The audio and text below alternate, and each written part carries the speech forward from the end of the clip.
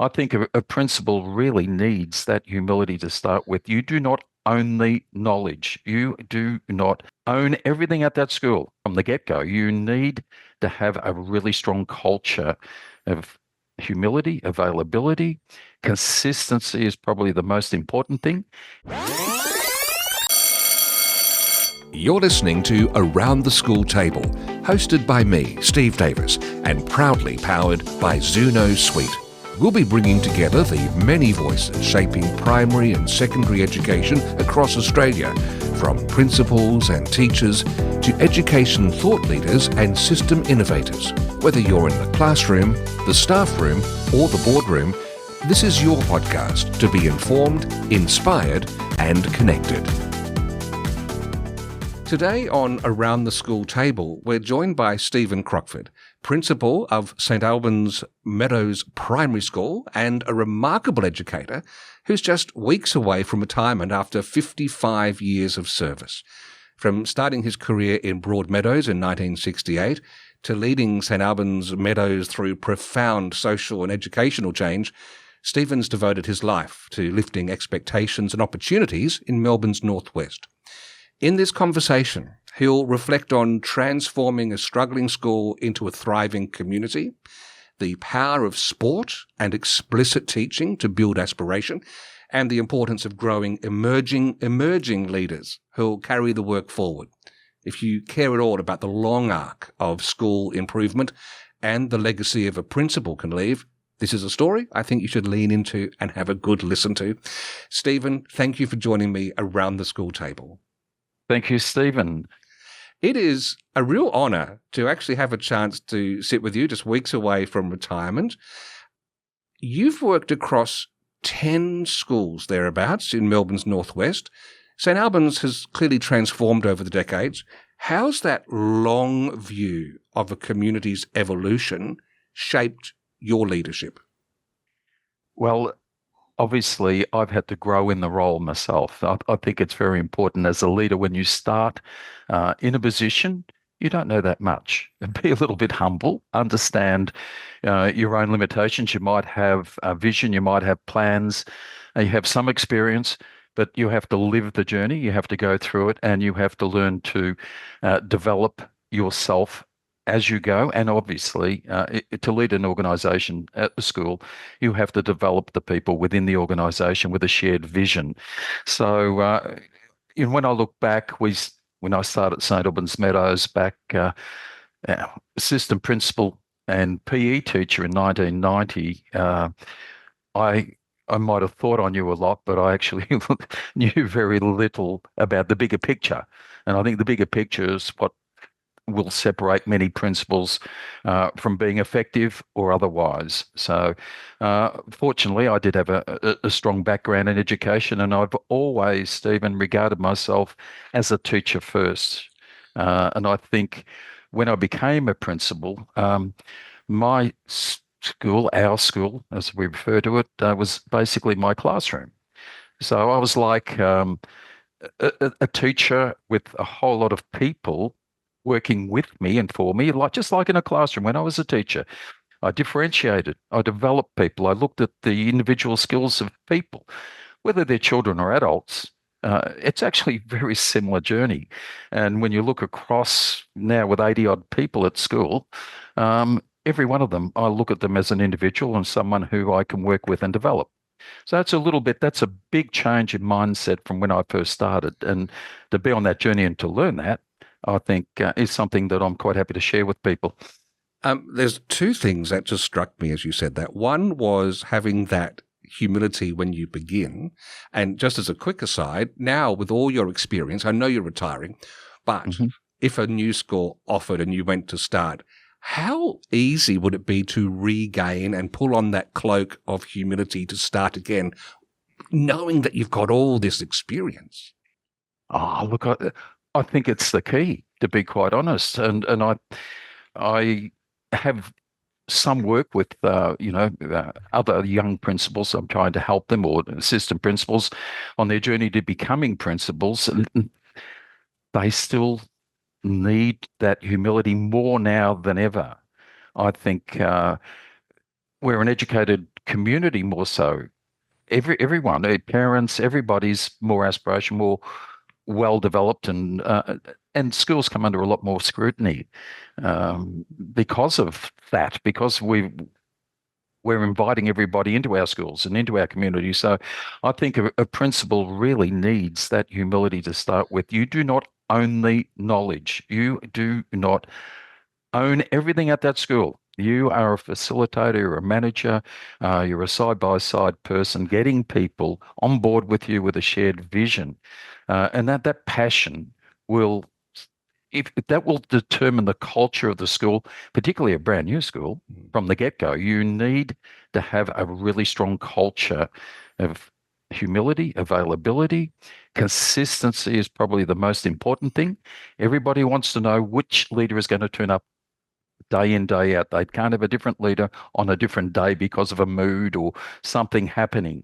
And I think that's, if I'm going to offer anything to an emerging leader or a young principal, be consistent.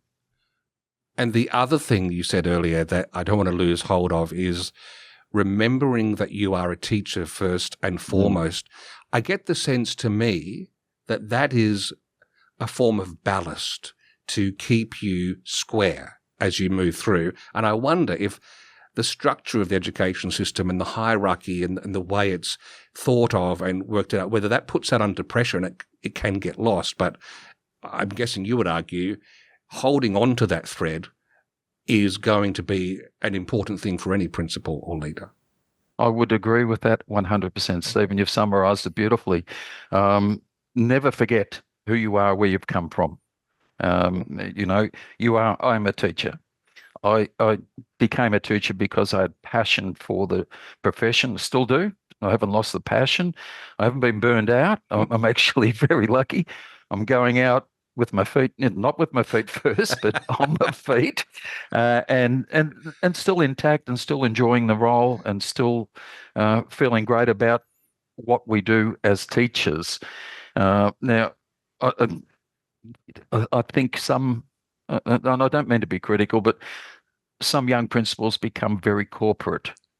We are not corporate. We are educators.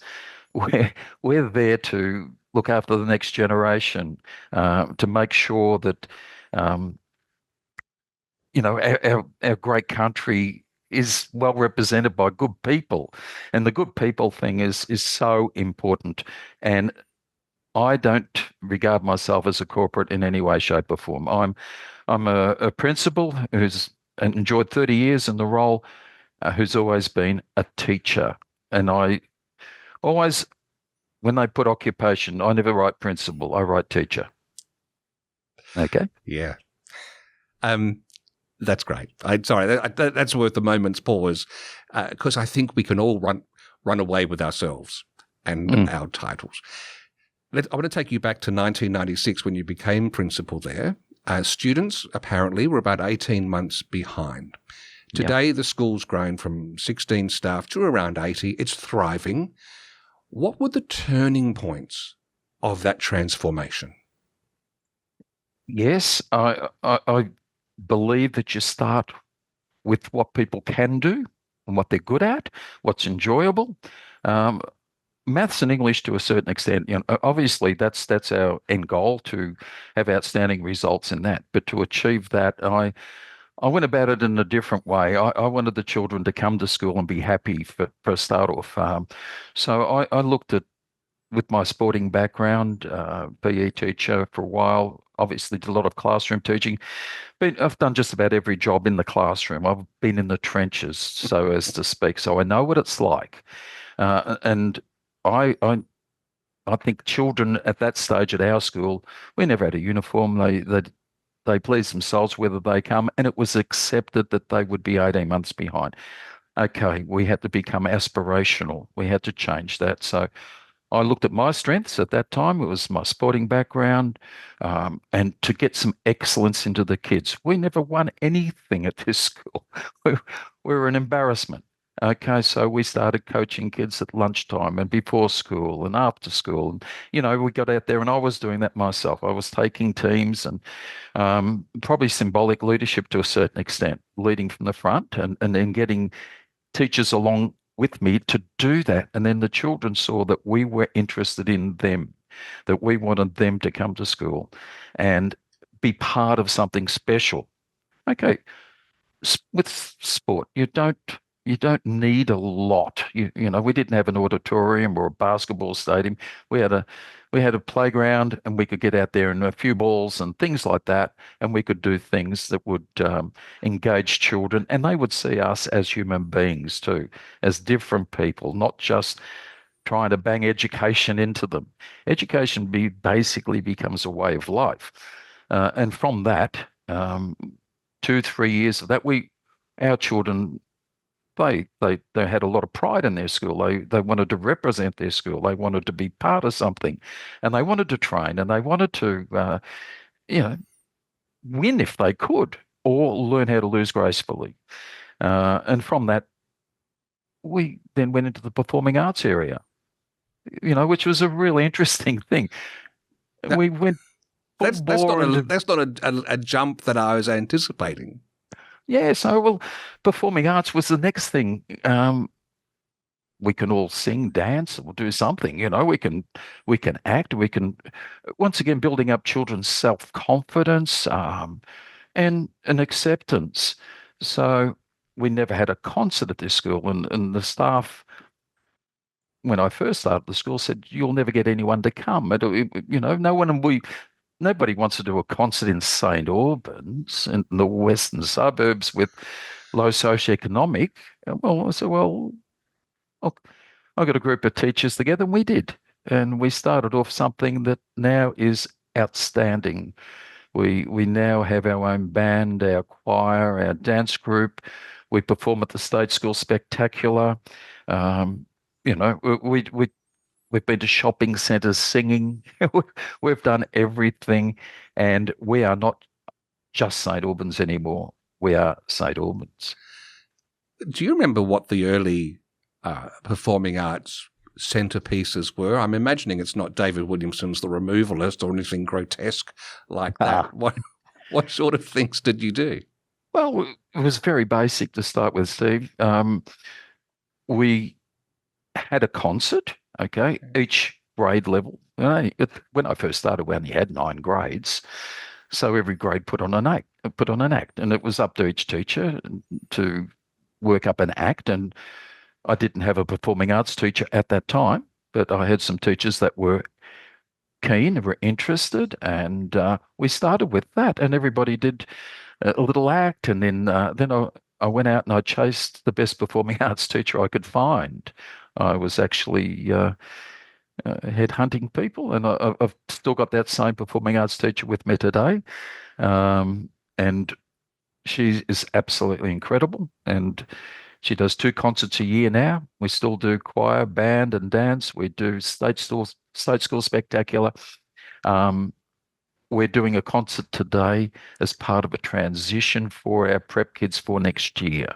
So there's a little concert already happening, and there'll be another one at the end of the year with our Christmas sing-alongs and things like that. So it's our children, they don't know any differently, actually. They get it before they even start here, that performing and singing and dancing and being happy is a good thing. And they get connected. And connection is, as you would know, connection is everything. You get children connected to school. They want to come every day. They want to participate, and excellence comes out of that. And my intuition is that both sport and performing arts are disciplines where there is great connection. It's hard to maintain your high pedigree when you're sweating with them as a teacher, or you're having to demonstrate how to sing something. I think there's a sense of camaraderie with academic prowess not getting in the way. 100%. 100%. It's a neutralizer to a certain extent, as you're saying. And, once again, you're with them. Yes. Once again, it's a side by side, and it's a great modeling. It's it's great modeling for children to see their teachers doing things with them. Yeah. And you can't put a price on that. Right. And you can, like I said, you can be as corporate as you like. You can uh, get ahead of yourself and think you're something more than what you are. We are teachers in a school with children doing great things. And I think you start with that in mind, you will get really, really good results and you'll get people coming along with you for that journey. Talking of things said, you have once said that you start with what students like to do Yeah. and then backfill. I think that's partly what we've just been talking about, but how else does this approach look in practice? Well, basically, once again, it's part of the culture. And if I want to start, I have to go back a little bit. So every child that comes to our school, before they are enrolled, I have a half hour plus meeting with their parents and do a tour and have a good talk to everybody. Once again, I connect with parents before they even become part of the school. Then we obviously we go out into the kinders and we have a look in preschools and we look at our children and we know them before they even get here. So from that point of view, when I'm talking to the parents, I will say to them, "What does your child like? What is your child good at? What's their little passion?" And every child has something going on in their little head, and I'll say, "Well, thanks for that," and then look, I'll keep that in mind. My child loves sport. My child loves to sing. My child loves to draw. My child likes to cook. Okay, so I keep all those in my memory, in my head, and also take notes, and then we share that with our staff. And then we try and identify what a child might be really passionate about before they even get here. And then when they are here, then it's incumbent upon us to make sure our programs are extensive enough so that every child is catered for. We have chess clubs. We have Lego clubs at lunchtime. We have cooking clubs. We have a writing club, for God's sake. Children write. They love writing. Wow. So we do lots of really, really good things, but it's education. It's what it is. That's what we do. It's almost like those kids doing the writing groups will be the remnant population that maintains that discipline instead of passing it all off to AI. Oh, God forbid. No, and that's right. And our writing at this school is really, really good. Our Right. children are doing great things. Now, the school is in a tough, low socio-economic area. So what role did community building and out-of-school programs play in lifting student engagement and outcomes? Well, it's really interesting. Back in the day when I was building the culture in the school, I got a few parents on board, and we become an Auskick school. Okay. So we actually used to have like 100 kids here on the weekends doing Auskick and after school. So that was one way of getting parents into the community. We had one parent who was an ex-dancer. She started up a dance group after school. Um, and then more recently, I suppose if we jump forward, now I actually have a fully equipped gymnasium at the school for parents to work out free. It's an excellent facility. So it's Wow. open from 8 in the morning till 5, Monday to Friday. Parents come in, get to know each other, work out. They're modeling fitness and health and activity with their children, and it's part of our community.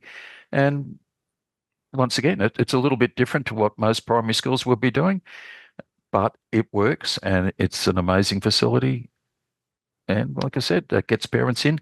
And I'm not trying to get them to come in and listen to kids read. I don't, I'm not into that. I'm sorry. I have experts that do that. I have professionals that are really, really good at that.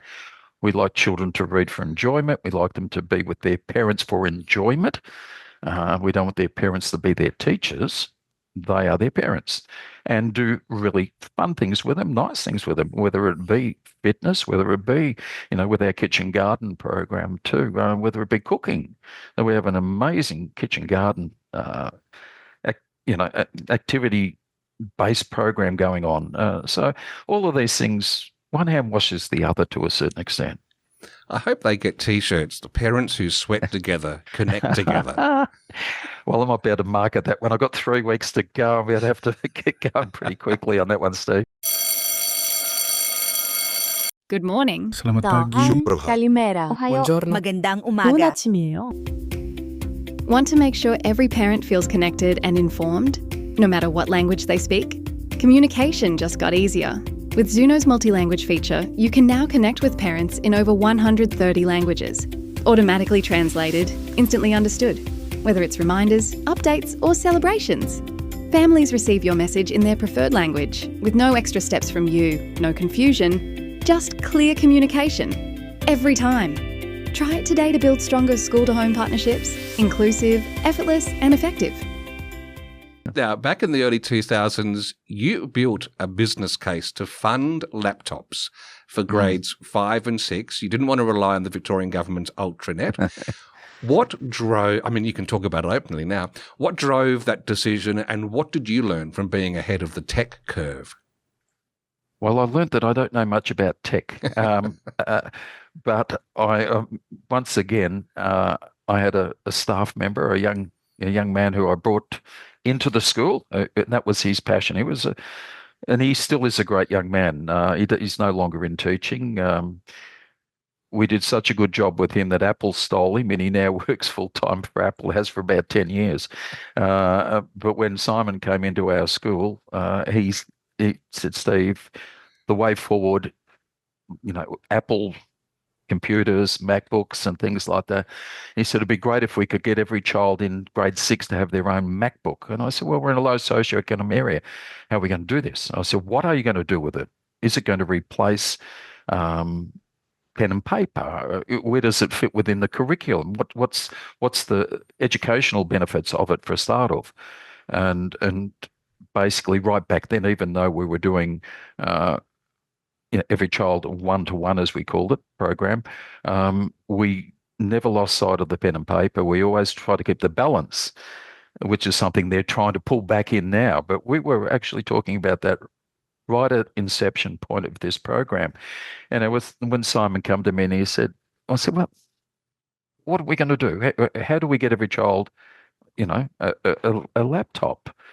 And I thought about it, and I thought, well, there's 200 school days in a year.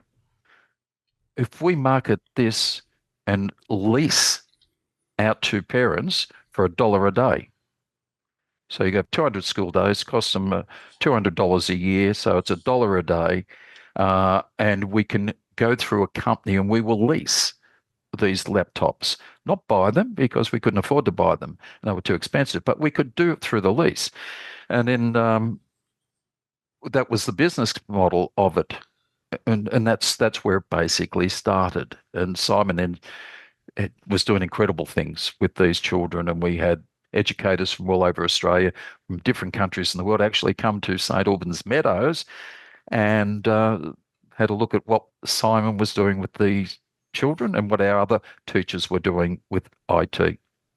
That must be particularly satisfying. It was an amazing thing. Particularly, as I've said, I'm more of a sport, performing arts man. I'm not an IT person, and I'm too old for it. I was too old for it when I first came in.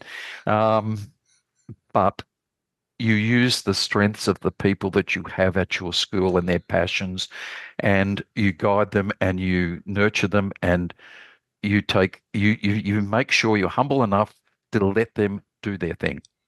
On that note, another quote of yours I saw was that we have emerging leaders and we have emerging leaders, which is a fascinating way to frame leadership development. Can you give us a sense of the systems you've put in place to identify and to nurture talent across your team? Absolutely. Have you got enough time? Yeah. We're all ears. Okay. Right. So basically at the school, I as a leader of longevity and being around a long time, the last thing you need to do is to come up short when somebody gets a promotion or leaves the school. You've got to have people coming through all the time. So I think it's smart leadership to make sure that if, one person moves on, there's another one to come up. And then while that's happening, there should be another one coming through. So my theory is that everybody in teaching is a leader. We all lead a grade, a classroom of maybe 25 children, 20, 25 children. So we're leading all the time. We just don't call it leadership, but it is leading, and we're developing and coming up with programs and things for children to make them better. So as a leader in a school, as a principal, I've got to do the same with my teachers to make sure that I identify those that are ready to take that next step. For example, if we're talking maths and English, okay, my assistant principal is curriculum coordinator. She's amazing. Underneath her, she has two teachers, one for maths, one for English. Underneath them, there's emerging leaders who might be teaching, say, 5, 6, 7 years, starting to come through. Then the emerging are the young teachers that we've got in our system that are learning from the emerging, and the emerging are learning from the ones in place, and the ones in place are learning from the assistant principal. So it's a pyramid almost.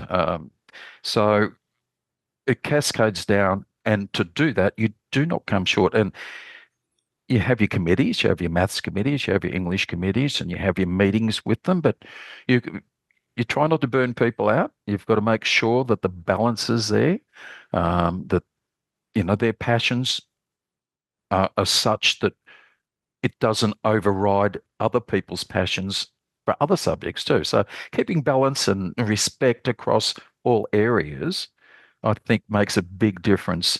We're in a great place at the moment. I can leave this organisation knowing that it's in really, really good hands. Hopefully it stays that way, but it's in really good hands. And the curriculum knowledge, Stephen, is unbelievable, from particularly our younger teachers who don't know anything else, only know our way anyhow. And that's another interesting thing, growing young people and making sure that you invest in them and you don't hold them back. You make sure you let them run a little bit, and you teach them how to do things nicely, not to get ahead of themselves, as I've probably mentioned that once or twice, but making sure that they are well equipped going forward. To make sure I understand this, is that system of emerging leaders, does the training, for want of a better word, happen informally, and the structure itself is what raises our cognitive awareness of it? Or are there actually explicit activities that take place to give more formal processes and structures to this training? Yeah, look, I would suggest it's a combination of both. It's a little bit organic, I think is what you're alluding to, but also it is very deliberate. Say, for example, with explicit curriculum now, particularly in literacy, we've been doing the Little Learners Love literacy here now 4 or 5 years. We were one of the first schools to embrace that. Now, every teacher is trained in that from prep to 6, every teacher. And then there are other teachers who, as I say, our younger teachers who don't know anything other than that. They're very, very well placed to go forward in this system of what's happening now. So that's very deliberate with them. The others, maybe they'll have a bias according to the curriculum that they've had for a long time, if you're talking whole language or something like that. But once again, if I go back to a Bob Hawkeism, we've got to have consensus at the end of the day.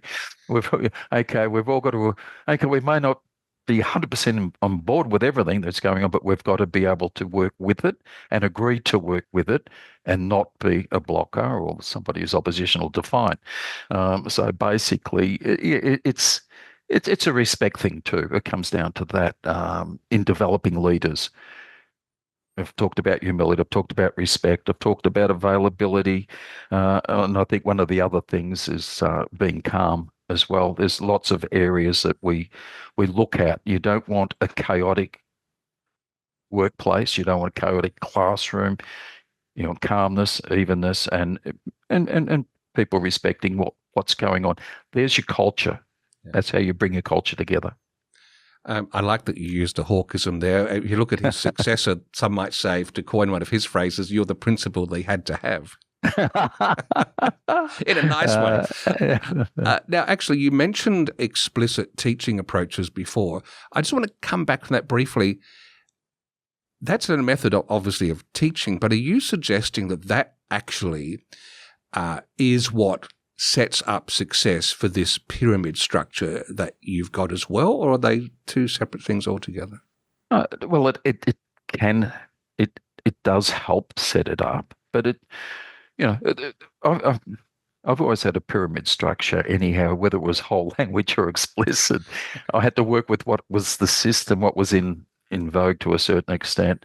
And I think over my 50 plus years of journey, I don't know how many curriculums I've been through and how many different gurus have been out there selling their products.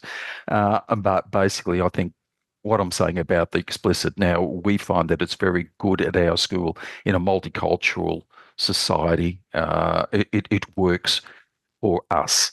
Children with a background other than English, it works very, very nicely, particularly if we front load them and you've got to do your incursions, excursions, your experiential stuff. You still have to, that's so important, and then tie it back in.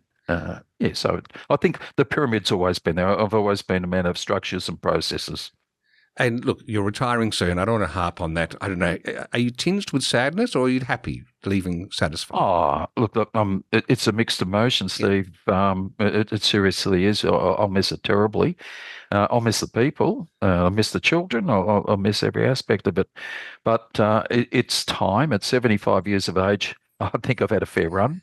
And I just hope that the next generation of leaders coming through get as much out of their career as I have, much enjoyment. Okay, there's highs, there's lows, and you get smashed every now and again, but you never let it knock you down, and you never. If I can give something to young principals coming through, okay, you are going to get belted somewhere along the line. You will put yourself on the line, and it won't work, and some people will disappoint you greatly. Don't let that define you. Whatever the disappointment is, don't stop being who you are for the next person who's going to come through, who might enjoy that and might take that on board. Do not let the negative people determine your leadership. That's their issue. That's not your issue. Your issue is the next one coming through and the next one coming through. They're going to be better and better and better. And as a footnote, testament to this pyramid that you've got, I believe it's your assistant principal who's stepping into your shoes. Is that right? I think she might do it for a little bit in an acting capacity while they go through the process. In that case, then, this interview could be part of a prep for someone who wants to go for the job. Is it too late for someone to apply? And what would they be looking for? Any sense?